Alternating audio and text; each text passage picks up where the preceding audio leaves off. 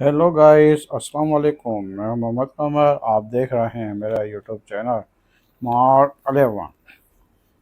गाइस, आज हम लाहौर का शालामार बाग की आपको सैर कराएंगे और लाहौर की शालामार बाग की मुकम्मल तारीख़ और जोग्राफियाई मालूमात आपके साथ शेयर करेंगे। मुग़ल बादशाह शाहजहाँ का लाहौर में खूबसूरत शालामार बाग है।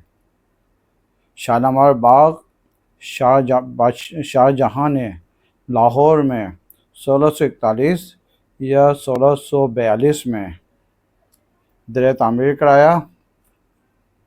बाग एक बहुत खूबसूरत शक्ल में बनाया गया और इसके इर्द गिर्द बहुत ऊंची ऊंची दीवारें तैयार की गईं।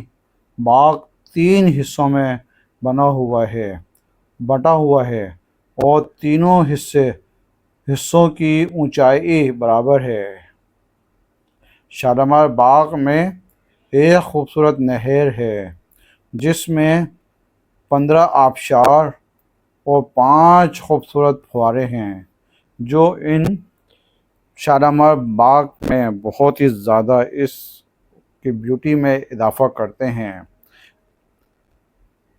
सो गाइस, आइए अब मैं आपको शालामार बाग के खूबसूरत मनाज़िर दिखाता हूँ, घुमाता हूँ। आप मेरे चैनल को लाइक और सब्सक्राइब करें, देखते रहें मेरे चैनल को मार्क 11। Thank you.